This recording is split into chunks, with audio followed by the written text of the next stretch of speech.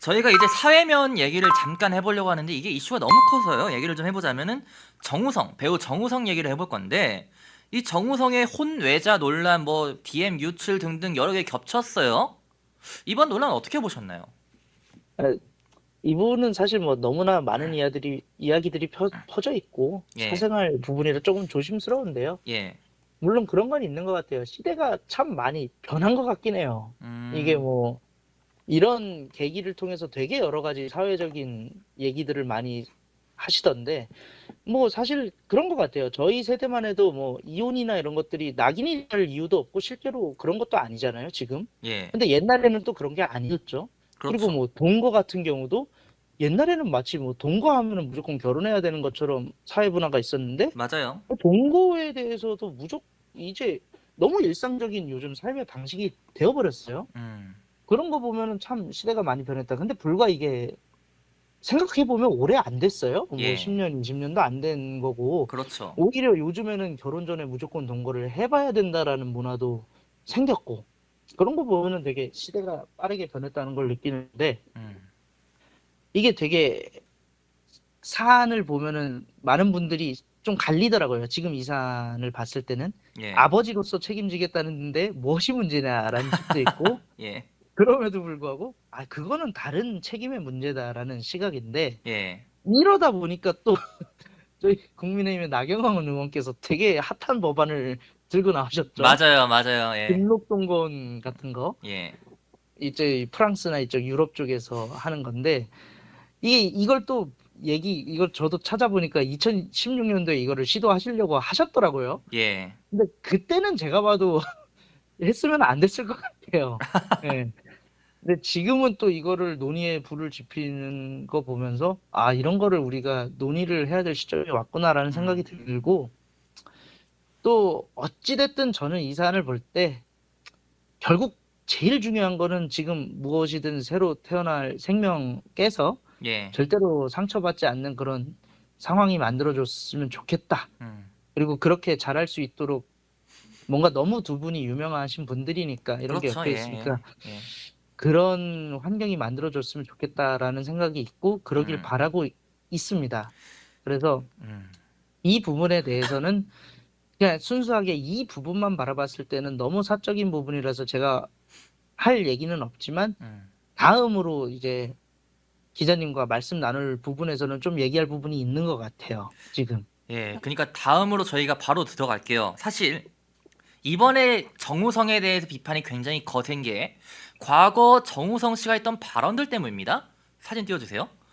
박근혜 앞으로 나와 뭐 또 뭐 그 난민 발언 등등 이런 과거 발언들이 소신 발언이다, 개념 있는 발언이다, 뭐 이런 발언들로 포장이 됐는데 지금 논란 터진 것들을 보면은 마치 정반대의 행보를 정우성이 보여주고 있는 것 아니냐, 이런 비판이 나오고 있는 거거든요. 어떻게 보세요? 그러니까 이제는 사실 아까 사생활 부분에 대해서는 제가 조심스럽게 말씀드렸지만 이 부분에 대해서는 참 할 말이 있죠. 음, 많죠. 결국은 기존에 본인이 말하던 것 행보들과는 전혀 다른 결의 지금 현재 선택을 해버리시니까 이 예, 부분에 대해서는 문제가 있고 넘어갈 부분이 있다. 네, 그렇기 때문에 지금 인터넷과 이런 데서 반론을박이 펼쳐지는 주제가 뭐냐면은 아니 정우성 씨는 난민은 수용하자더니 자기 아들은 점점점 이런 논의가 지금 벌써 불거진 거 아니겠습니까? 그렇죠. 저는 이 부분에 대해서 결국은 정우성 씨도 보면은 이게 정우성 씨를 필두로 한 그때 당시에 저희 문화계에 극심한 좌경화가 있었던 거 기억하실 예, 거예요. 압니다. 예, 정말 그때 상당히 심각했습니다. 음, 내노라 하는 문화계 인사들이 마치 보수를 지지하는 것 자체가 예? 악인 본인들의 것처럼. 지지하는 그런 문화계를 지지하는 것들이 아닌 것처럼 예, 문화계를 망치고 있는 것처럼 그렇게 선동하시고 날조하시는 그때의 당시가 생각이 나요. 뭐 일베 정말 프레임도 씌웠죠 심각했던 그때. 거, 예, 기억하시죠, 기자님도? 예, 정말 그 부분에 대해서 어떻게든 저희가 이번에 정권을 창출을 하면서 방송통신위원회라든지 이런 문화적인 부분, 체육 부분에서 정말 많은 노력을 하고 있잖아요. 그렇죠. 저희는 정상화한다고 생각을 하는데 이 부분에 대해서 아직도 민주당은 정상화가 아니라 또다시 폭거를 하고 있다. 이런 식으로 몰아가는 것 자체가 너무나도 뿌리 깊게 언론계와 방송계와 이런 문화계에 자리 잡은 이런 좌경화된 사상이 얼마나 뿌리 깊게 박혀 있었는지를 되돌아보게 되고요. 예. 그렇기 때문에 저는 공인분들, 특히 젊은 친구들에게 영향을 많이 지킬 수 있는 공인분들은 어떠한 본인들의 정치적인 생각이나 사상을 밝히기 전에 충분한 고민을 하셔야 된다. 절대로 우리 보수 진영의 분들이 절대로 뭐 문학이나 이런 거를 탄압하고 그런 집단이 아닌데도 마치 그런 것처럼 그렇게 손쉽게 어떠한 자료라든지 이런 거를 조사를 하지도 않고 마치 그냥 그런 말을 하는 것 자체가 되게 막 사람들이 좋아해주고 응원해주는 것 같으니까 그때 당시에는 유행처럼 번지기 시작했었잖아요. 맞아요. 그땐 그랬어요. 이런 것들 정말 조심하셔야 된다. 그렇기 때문에 사실상 그런 때의 활동들이 지금 정우성 씨의 논란에 더 기름에 그러니까 불을 붙인 것처럼 퍼져나가고 있는 게 기름을 그때 당시에 뿌리신 거 아닌가라는 생각이 들어요. 그렇기 때문에 정말 이런 부분에 있어서 저희 다시 한 번 더 국민의힘이 그리고 윤석열 정부가 이 좌경화되었다고 판단되어지는 이런 문화예술계 그리고 언론계에 대해서 확실하게 정상화를 시키는 칼을 들고 집도를 해야 된다. 지금처럼 강하게 나가야 된다. 저는 그렇게 생각합니다. 예, 알겠습니다. 오늘 정말 긴 시간 인터뷰 응해주셔서 감사합니다. 감사합니다. 예, 감사합니다. 네. 지금까지 국민의힘 소속 김세종 동대문구 의원과 전화 인터뷰 나눠보았습니다. 이어서 바로 또 남은 브리핑 이어나가도록 하겠습니다. 같이 보시죠. 뭐 정우성 씨 관련해서 지금 그렇죠. 유인승님은 내로남불이다. 그리고 자업자득이다. 이런 비판이 많은데요. 우선 보시면요. 이재명 민주당의 장외 집회는요. 계속해서 인원이 저조합니다. 저는 한 가지 강조드리고 싶어요. 다른 거 다 필요 없습니다. 한 가지 딱 강조드릴게요. 지금 이재명 민주당 이 좌파들은 2016년 탄핵 정국처럼 윤석열 정부를 무너뜨리라고 있어요. 박근혜 정부를 무너뜨린 것처럼 윤석열 정부를 무너뜨리려고 하고 있습니다. 근데 확실한 것은 잘 안 먹히고 있습니다. 국민들이 이재명 민주당의 손을 들어주고 있지 않아요. 왜? 한 번 속았으니까. 이미 2016년 탄핵 정국 때 국민들이 한번 속았죠. 그때 탄핵 정국 이후에 선출된 대통령, 문재인 전 대통령, 정권, 뭐 기회는 공정할 것이고 과정은 뭐 공등 뭐 이렇게 공평, 평등 얘기했잖아요. 어땠죠? 아니었죠. 조국 입시 비리, 그 외에 부동산 등등 경제 정책, 탈원전 모든 분야에서 전문가들의 혹평을 받으면서 비판받으면서 뭐 하나 성과를 거둔 게 없습니다. 이미 탄핵 정국 때 속아가지고 두 번은 속지 않는다는 거죠. 국민들이. 실제로 이번 민주당 장애 집회 지금 4번째인가요 5번째인가요 하고 있는데 인원이 저조해요. 굉장히 저조합니다. 그럼에도 민주당 측은 자체 추산 뭐 10만 30만 뻥튀기를 하고 있는데 경찰 추산 여러분들 다 필요 없어요. 언론에서 뭐 민주당 자체 추산 10만 명 30만 명 이런 거 볼 거 없어요. 경찰 추산만 보시면 됩니다. 경찰에 신고된 집회 인원 몇 명인지 경찰 추산 몇 명인지 이것만 보시면 돼요. 보면요 1만 명? 1만 명 안 되거나 1만 명 조금 넘거나 이래요. 일반 국민들이 호응을 안 하고 있다는 겁니다. 왜 안 하겠어요? 이재명 손 안 들어주겠다는 겁니다. 이재명이 싫다는 겁니다. 이재명 당당하게 재판 받으라는 거예요. 김민석 의원 뭐 트럼프 취임 전에 판을 바꾸자고요? 판을 바꾸는 게 아니라 이들은 지금 법을 바꾸려고 했습니다. 이재명 선거법 1심 징역형 이후에 선거법을 바꾸려고 했어요. 이게 뭡니까? 대한민국의 정부가, 대한민국의 법치가 이재명을 위해서만 존재해야 되는 거예요? 아니잖아요. 자, 그리고 검사 탄핵 이미 탄핵 헌재에서 기각 결정 나왔죠. 이에 따라서 역풍이 불고 있음에도 불구하고 민주당은 연쇄 줄 탄핵을 하고 있어요. 막 나가는 겁니다. 정말 막 나가고 있어요. 그래서 여러분들이 확실하게 알아두셔야 됩니다. 이들이 막 나가고 있다는 거를. 그리고 오늘 방송에서 김세종 동대문구 의원이 말을 했듯이 이미 백현동 로비스트 김인섭 징역 5년 확정에 나온 것은 이재명은 그야말로 심각한 비상등이 켜졌다. 비상 상황에 놓였다. 빨간불이 이미 켜졌죠. 선거법 1심 징역 1년 집행유예 2년 나온 걸로 이재명은 이미 빨간불이 켜졌어요. 대권과도 빨간불 이미 확정이에요.